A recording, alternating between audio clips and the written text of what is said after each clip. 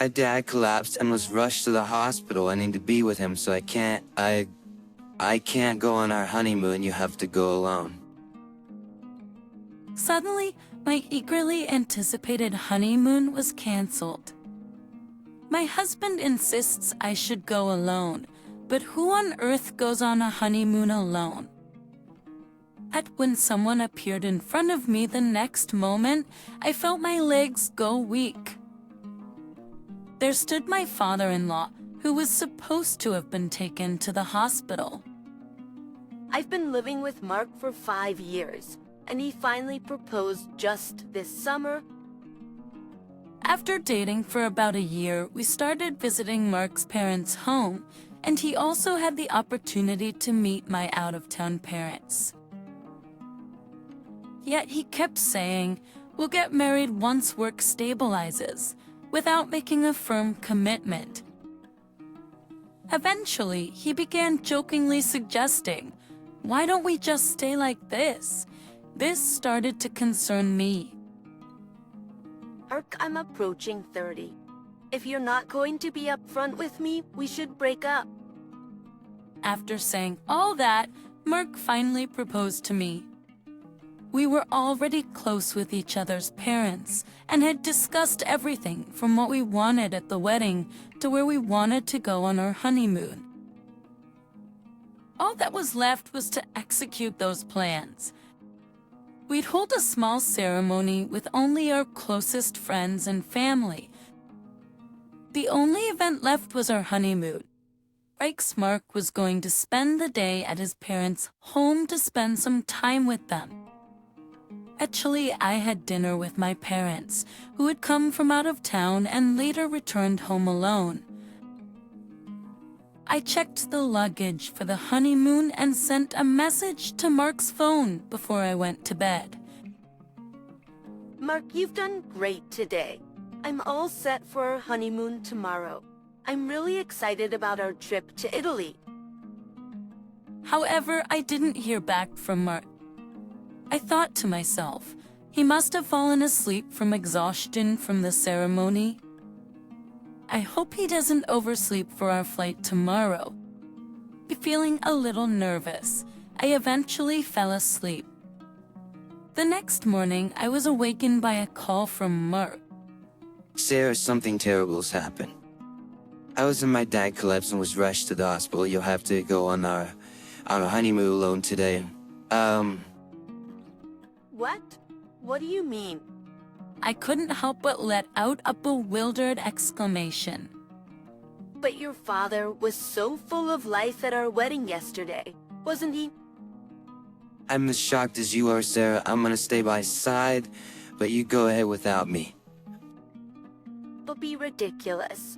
If your father's ill, there's no way I can leave for our honeymoon. Who on earth goes on a honeymoon alone? As he teeps 60s, I asked for the hospital his father was taken to, but Mark stubbornly refuses to tell me. He said if I told you, you'd come to visit, wouldn't you? Of course I would. Dad knows how much you've been looking forward to going to Italy. He insisted that I should still let you go. Please respect his wishes. There's no way I can enjoy myself with everything that's going on. Are you planning to come join me once he's feeling better? Of course, I'll come out as soon as things are settled here. Settled? Don't jinx it by saying as soon as things are settled. Just let me handle things here and proceed to Italy. As planned, I'm about to, arrive at the hospital, so I won't be able to pick up your calls. Talk to you later. I tried to call back immediately, but it seemed like he had turned off his phone. With no way to reach him and not knowing the name of the hospital, I couldn't rush to my father-in-law's side. As I stood there, feeling helpless, suddenly the doorbell rang. The moment I opened the door, I felt my legs go weak. Father-in-law, standing at the door, was my father-in-law, who was supposed to be in the hospital after an emergency transport. But your legs, they're okay. I'm glad. What are you talking about? My father-in-law looked clueless as I made sure I was not seeing a ghost. Are you feeling all right? Eh? Oh, I drank a bit too much at the wedding yesterday, but I felt great by the time I got up this morning. I'm definitely sober by now, and I was able to drive fine, so I came to pick you up after upping Murkoff. After dropping Mark off? Yeah, you're going on your honeymoon, right? I dropped him off at the station, but then I realized I should have come to pick you up too. Let me take you to LaGuardia. I was quite confused. My father-in-law, who was supposed to be in the hospital, and Mark, who was supposed to be accompanying him there, and dropped my son off at the station. Nothing made sense. That's when I realized something. My father-in-law mentioned LaGuardia. If we're going to Italy, we should be going to JFK, not LaGuardia Airport. The moment I saw it, the puzzle pieces began to click into place. Could you please take me to LaGuardia after all? Of course. There shouldn't be too much traffic. We'll probably arrive around the same time as Merck's train. Thank you so much. But throughout the journey, I couldn't help but reflect on Mark's actions up to now. That whether my hypothesis is correct or not will be confirmed the moment I find Mark at the airport. I thanked my father-in-law and headed into the airport. This is near the check-in counter for the flight written on the post-it. I spotted Mark right away. He was arm in arm with a young woman, effortlessly selecting drinks together. I knew it. He had been cheating on me all along. The affair probably started while we were living together. His hesitation to get married was probably due to her. And not just having an affair, but going on a trip with his mistress on the day of our honeymoon. I stood defiantly in front of them. Sarah, what are you doing here? We're back at you. Why are you, who should have been at the hospital taking care of your father, at a place like this? I just came to do some shopping. Shopping? You came all the way to LaGuardia just to buy a bottle of water. Yeah. That was begging for some airport water. That's funny you say that, because I was just with your father. Yeah? Your father came to pick me up in his car.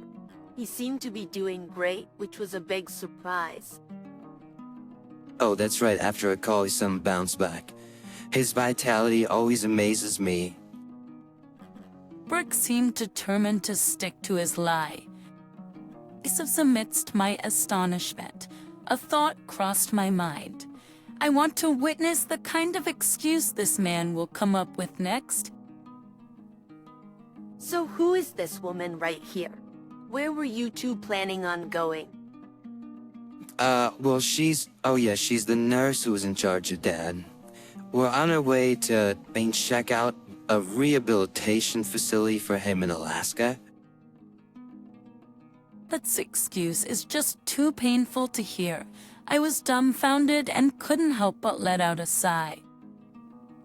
Enough. Your foolish lies are giving me a headache. It's not a lie.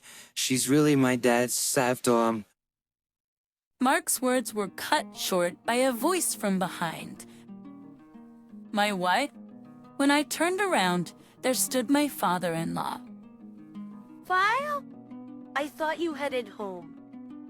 I noticed something was off with you, Sarah, so I parked the car and followed you. It seems like it was the right choice. Upon hearing this, Mark, realizing that his lies weren't working, was visibly acting suspicious. In response to his behavior, my FIL asked in a stern voice. So, who is this woman? She's the, well, I'm Amy, Mark's girlfriend. hey, what he's saying? Hey, what he's saying? You have to speak it clearly, Mark. You don't make your wife hurry up and get a divorce with her. Wait, just be quiet. That's why should I? You promised to leave your wife to be with me. Bruce, isn't that why you chose me over her today? It's because you threatened me by saying, if you don't go to Alaska with me today, I'll expose our relationship. I see. So that's what it is. I coldly told him.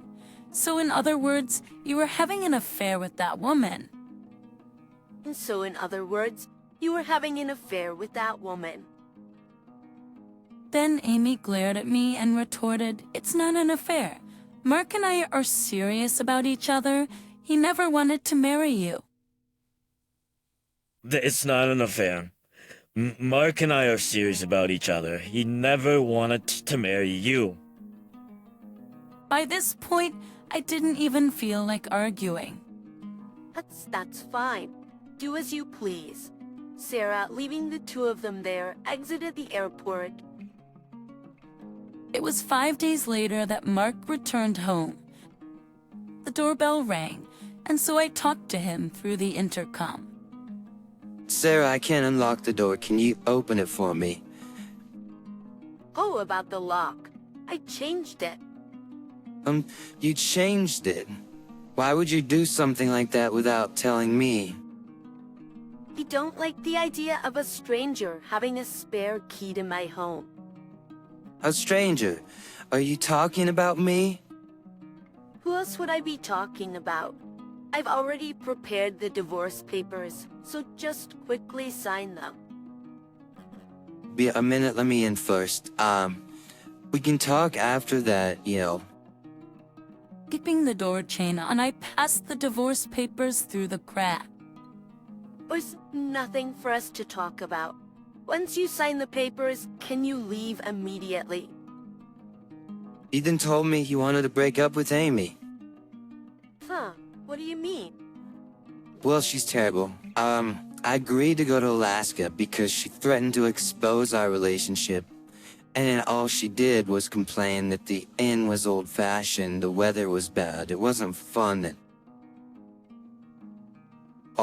So I clearly told Amy I've no intention of divorcing my wife. Please break up with me. I couldn't care less whether you and that girl break up or not. The only choice I have is a divorce, even if you don't agree.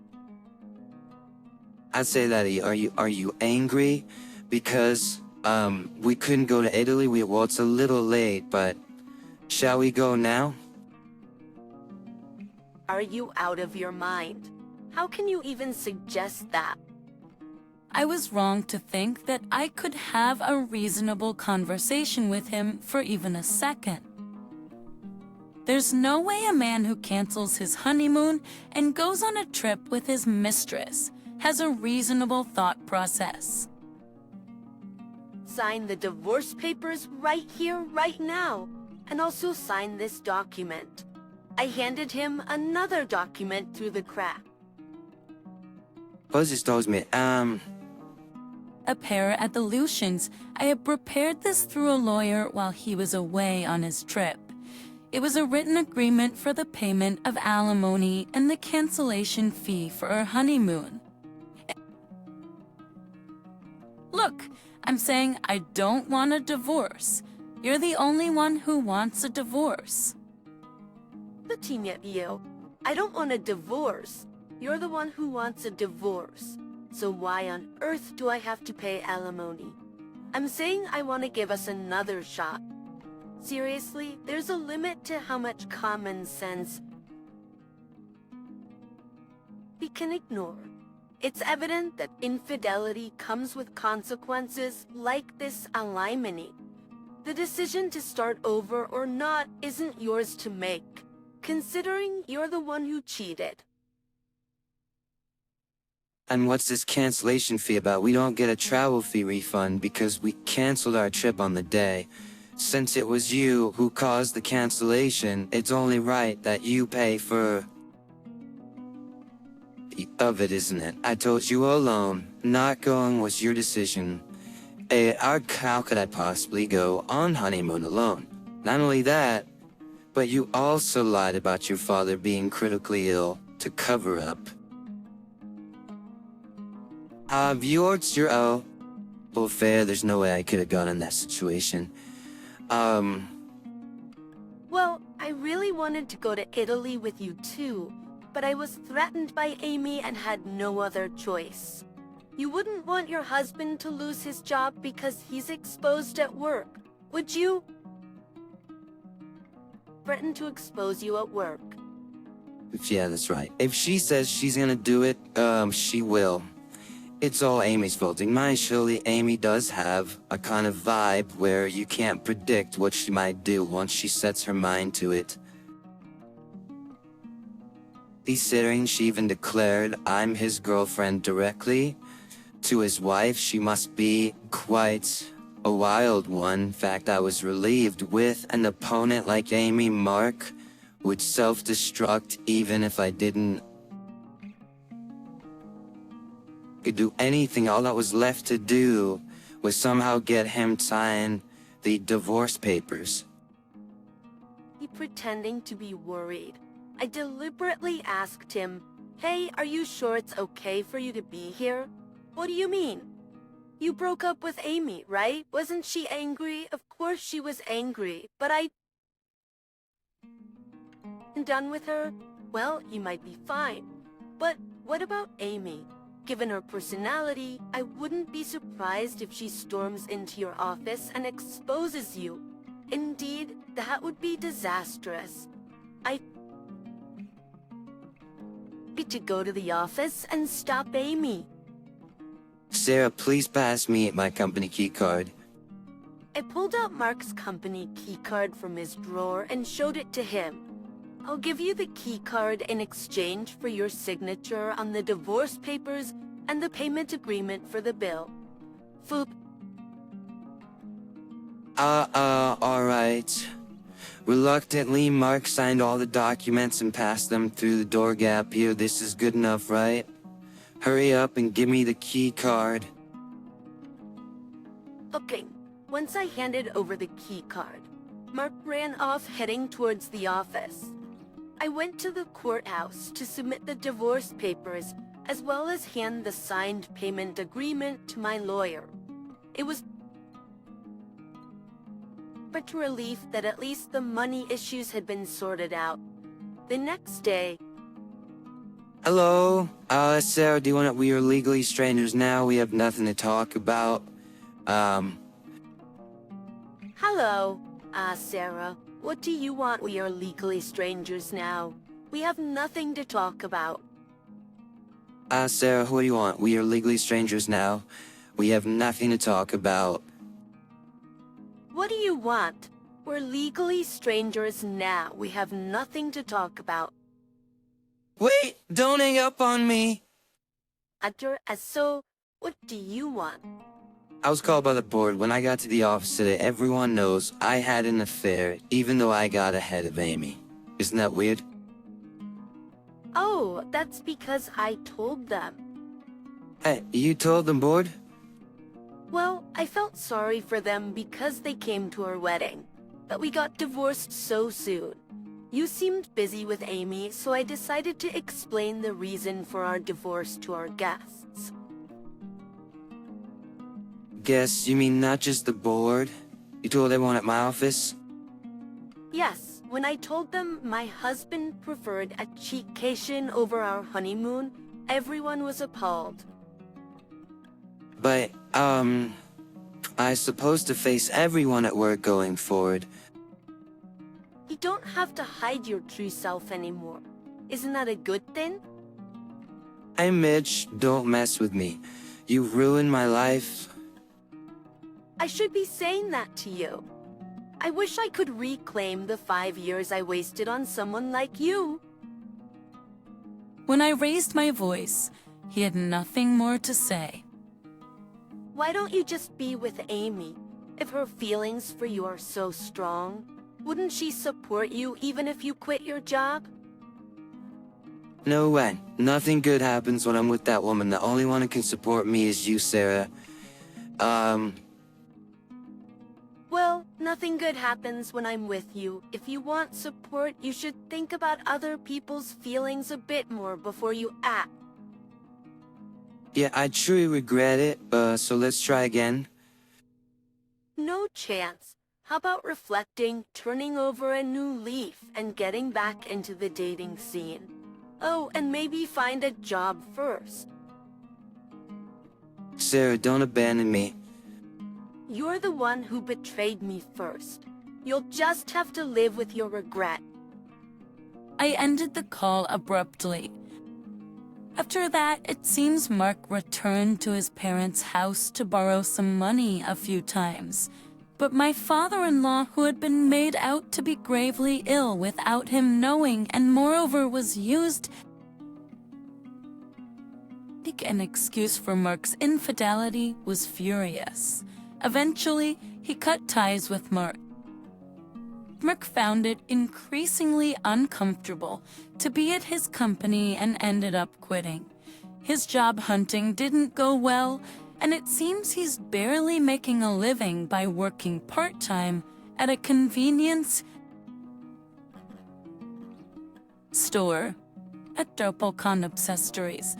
On the other hand, I moved into a new home with the alimony from Mark. Even though I changed the door locks, it felt uncomfortable living in a place my ex-husband knew about. Mark's parents helped like a move. They probably saw it as a way to atone for their son's misdeeds. I still occasionally chat as well as have meals with them.